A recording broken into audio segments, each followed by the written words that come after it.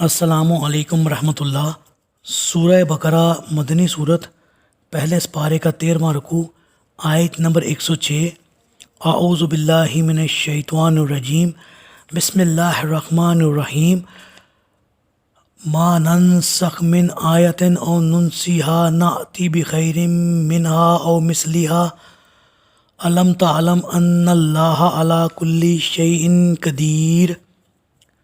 ہم جب بھی کسی آیت کو منسوخ کرتے یا اسے بلا دیتے ہیں تو اس جیسی یا اس سے بہتر آیت لاتے ہیں۔ کیا آپ جانتے نہیں کہ اللہ ہر چیز پر قادر ہے؟ جی، یہود جن جن طریقوں سے لوگوں کو اسلام سے متنفر کرنے کا کردار ادا کر رہے تھے، ان میں سے ایک یہ بھی تھا کہ قرآن کو مشکوک قرار دیا جائے۔ وہ لوگوں سے کہتے کہ اگر قرآن بھی منزل من اللہ ہے اور تورات تو منزل من اللہ ہے ہی، پھر قرآن اور تورات کے احکام میں اختلاف کیوں ہے؟ اس اعتراض کا دوسرا پہلو یہ تھا کہ قرآن میں ایک حکم نازل ہوتا ہے، پھر اس کی جگہ کوئی اور حکم آ جاتا ہے، تو کیا اللہ تعالیٰ کو یہ علم نہیں کہ میں پہلے کیا حکم دے چکا ہوں اور اب کیا دے رہا ہوں؟ یہود کے ایسے ہی اعتراضات کا جواب اللہ تعالیٰ نے اس آیت میں دیا ہے اور فرمایا کہ عیب نہ پہلے حکم میں تھا اور نہ دوسرے حکم میں۔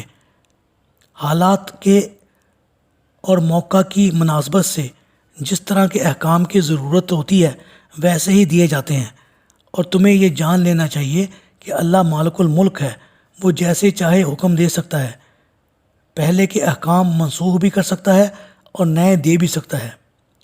اس آیت سے معلوم ہوا کہ اللہ کی آیات میں تبدیلی دو طرح سے قرآن میں واقع ہوئی ہے، ایک نسخ سے، دوسرے بلا دینے سے۔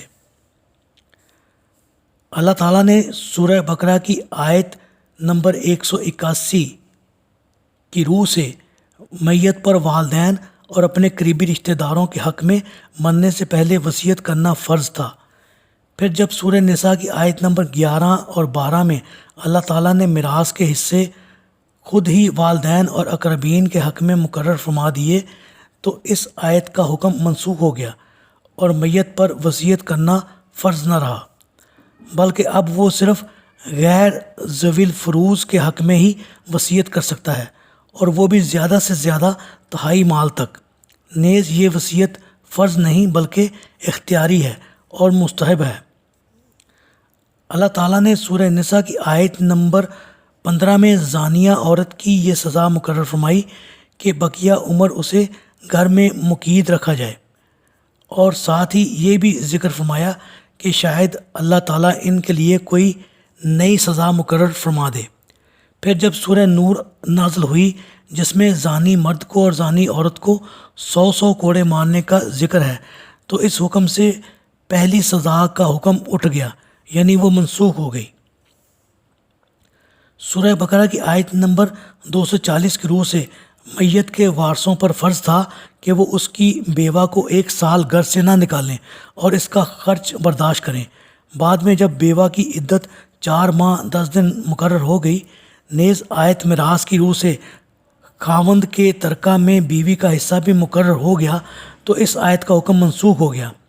اب بیوہ کے حق میں تو یہ حکم ہوا کہ وہ بس عدت کے ایام میں اپنے مرنے والے شوہر کے ہاں گزارے، بعد میں وہ آزاد ہے، اور اس دوران نان نفقہ بھی وارثوں کے ذمے اور ترکہ سے ہی ہوگا، اور سال بھر کے خرچے کا مسئلہ میراث میں حصہ ملنے سے حل ہو گیا۔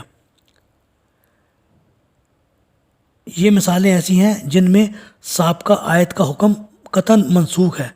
اب ہم ایسی مثالیں بیان کرتے ہیں جن میں دونوں قسم کے احکام حالات کے تقاضوں کے تحت ساتھ ساتھ چلتے ہیں۔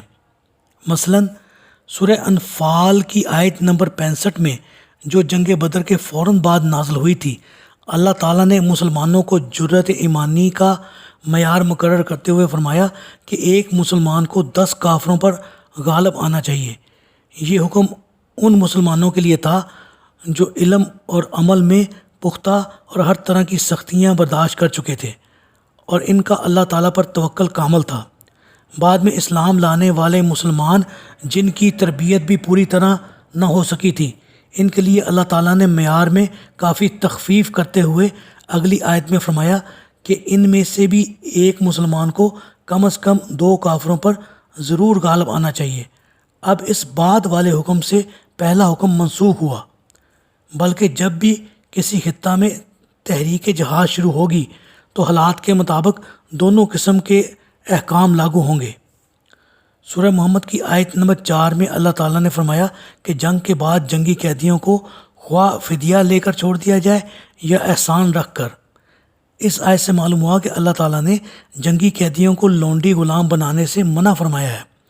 دوسری طرف سورہ احزاب کی آیت نمبر 50 کی روح سے عام مسلمان تو درکنار خود رسول اللہ صلی اللہ علیہ وآلہ وسلم کو جنگی قیدیوں کو لونڈی غلام بنانے بلکہ لونڈیوں سے تمتا کی بھی اجازت فرما رہے ہیں، اور ان دونوں طرح سے احکام میں سے کوئی بھی ایک دوسرے کا ناسخ نہیں ہے، بلکہ حالات کے تقاضوں کے مطابق دونوں میں سے کسی نہ کسی پر عمل درآمد ہوگا۔ اور ایسی مثالیں قرآن میں اور بھی بہت ہیں۔ اللہ تعالیٰ نے سورہ بقرہ کی آیت نمبر 26 میں فرمایا کہ اللہ تعالیٰ اس بات سے نہیں شرماتا کہ وہ مچھر یا اس سے بھی کسی حقیر مخلوق کی مثال بیان کرے۔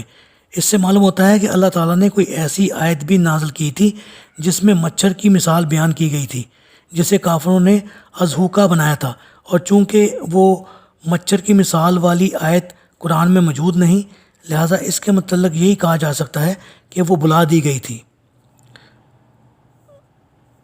آیت رجم بھی اس قبیل سے ہے، جس کے متعلق عمر رضی اللہ تعالیٰ عنہ نے اپنی آخری زندگی کے ایک خطبے میں برسر ممبر فرمایا تھا۔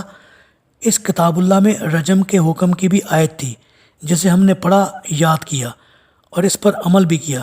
نبی صلی اللہ علیہ وسلم کے زمانے میں بھی رجم ہوا اور ہم نے بھی رجم کیا۔ مجھے ڈر ہے کہ کچھ زمانہ گزرنے کے بعد کوئی یہ نہ کہنے لگے کہ ہم رجم کو کتاب اللہ میں نہیں پاتے۔ ایسا نہ ہو کہ وہ اس فریضہ کو جسے اللہ نے اپنی کتاب میں اتارا چھوڑ کر مر جائیں۔ کتاب اللہ میں رجم کا حکم مطلق حق ہے، اور اس پر جو زنا کرے اور شادی شدہ ہو، خواہ مرد ہو یا عورت، جبکہ اس کے زنا پر کوئی شرعی ثبوت یا حمل موجود ہو۔ رہی یہ بات کہ اگر یہ آیت منسوخ ہو گئی یا بلا دی گئی تو اس کا حکم کیسے باقی رہ گیا، یہ تفصیل سورہ نور کی آیت نمبر 2 کے تحت ملاحظہ فرمائی جائے۔ یہاں صرف یہ بات چل رہی ہے کہ منزل من اللہ وحی میں سے اللہ کی حکمت کے تحت کچھ آیات یا جملے یا الفاظ بلا بھی دیے گئے اور کچھ احکام منسوخ بھی ہوئے ہیں۔ چونکہ مسلمانوں میں بھی ایک فرقہ قرآن میں کسی طرح کے نسخ کا قائل نہیں، لہذا یہ مثالیں پیش کرنا ضروری سمجھا گیا اور ان پر اکتفا کیا گیا، حالانکہ قرآن میں ایسی اور بھی مثالیں موجود ہیں۔ بعض روایات میں آیا ہے کہ بعض صحابہ کہتے تھے کہ ہم فلاں آیت پڑھا کرتے تھے جو بعد میں منسوخ ہو گئی۔ ان روایات کی حقیقت صرف اتنی ہے کہ بعض دفعہ رسول اللہ صلی اللہ علیہ وسلم نے کسی آیت کی تشریح میں کوئی جملہ فرما دیا، لیکن صحابہ نے اسے آیت کا حصہ ہی سمجھ لیا۔ پھر جب ایسے جملوں کا قرآن کے ان اجزاء سے مقابلہ کیا گیا جو نبی صلی اللہ علیہ وسلم نے لکھوائے تھے، تب صحابہ کو معلوم ہوا کہ وہ جملے قرآن کی آیت کا حصہ نہیں تھے، اور اس کی بھی کئی مثالیں احادیث میں موجود ہیں۔ اللہ سے دعا ہے اللہ تعالیٰ ہمیں قرآن کو پڑھنے، سمجھنے اور اس پر عمل کرنے کی توفیق عطا فرمائے، آمین۔